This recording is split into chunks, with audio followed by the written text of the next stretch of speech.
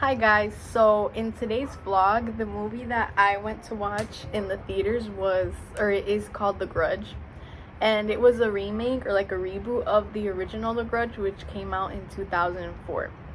So what this movie's about is, like the remake, the one that I went to watch, is that there's like this house that's had like a bunch of mysterious murders, and like nobody really goes into it anymore because they're like they're just unexplained and unresolved, and nobody knows like why it keeps happening in the house. And so a few years ago, there's these two detectives. You have Detective Goodman and Detective Wilson. So they were assigned to the case, like to a case that was going on in that house. But then Detective Wilson, he went into the house and like something happened where he just like went insane, and he like tried to shoot himself in the face, and he ended up being submitted to an insane asylum. So then Detective Goodman, who was Detective Wilson's partner, he decided that he wasn't going to mess with the house anymore, and then it kind of died down. So then fast forward a few years later, you have Detective Muldoon. She's a woman, and she's like really intrigued by the house, even though Detective Goodman, who's her friend, he tells her to like stay away from it because it's like he doesn't know what goes on in that house, but like his ex-partner, the one that went to the insane asylum, he like completely lost his mind, and he doesn't want her to go down the same path, but she's stubborn. So she decides to go into the house anyways. And when she goes, she like has this weird paranormal experience where she sees like a corpse, and like this other lady that's living in the house who has like mental illness, and like she walks in and she's like chopping her fingers off. And so she leaves the house, and she decides that she's not going to go back in the house because she sees that Detective Goodman was right, and that like there's crazy stuff going on in there that she doesn't really want to get involved with because she has a kid. So she doesn't want to like put herself in danger, or put her kid in danger. But even though she decides to not go back into the house, the part of the curse of like the grudge curse is that once you step in the house, the curse like kind of latches onto you. So even if you don't go back in, you're still gonna like experience like the paranormal effects of it. So soon enough, she starts having like these weird hallucinations where she sees like dead people, or like she sees like, I don't know, like ghosts and demons coming at her. And like after she like shakes it off, she realizes that it's like just her imagination, like it's not there at all.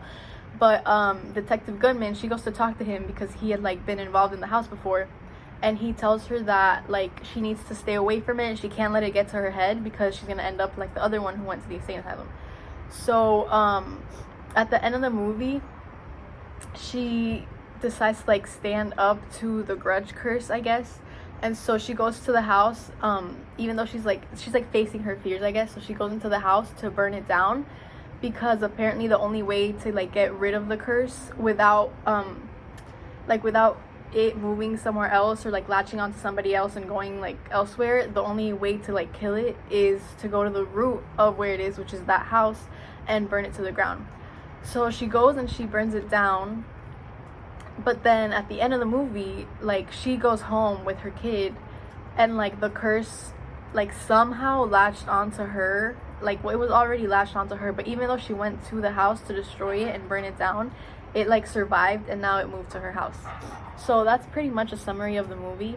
So now I'm going to talk about the myth and ritual elements that are within the film.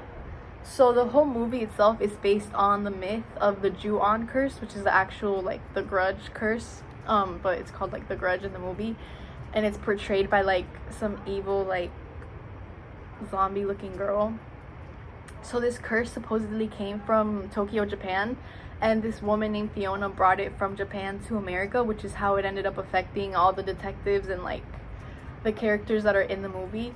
And so the myth is that the curse, I already said that, but the myth is that the curse latches onto you, and like even if you never go back into the house, even if you never think about it again, it's like too late. It's gonna like consume you, I guess, until you either end up hurting or killing those around you, which is what the previous victims of the curse did, or you end up killing yourself because of the hallucinations and the like things that it makes you see. Like for example, in the film Detective Wilson, which is the one that went to the insane asylum, there's a scene where he he literally takes a knife and he like rips his eyes out because he keeps seeing like these awful visions. But even once he takes his eyes out to like not see them anymore, he still feels them. So like the curse, like there's no way to get away from it except supposedly burning the house down. But once Detective Muldoon burns the house down, or like that's the ritual, right? So the ritual is that you go to the house, you burn it down, and then the curse dies, and then you're done. But because it's a horror movie, I guess, it was like she went and she burnt the house down, but it didn't work, even though it's supposed to. So yeah, that's pretty much the movie. But the ending was pretty bad. But that's how most horror movie endings are nowadays. But yeah, that was the movie that I went to see. Thank you for watching. Bye.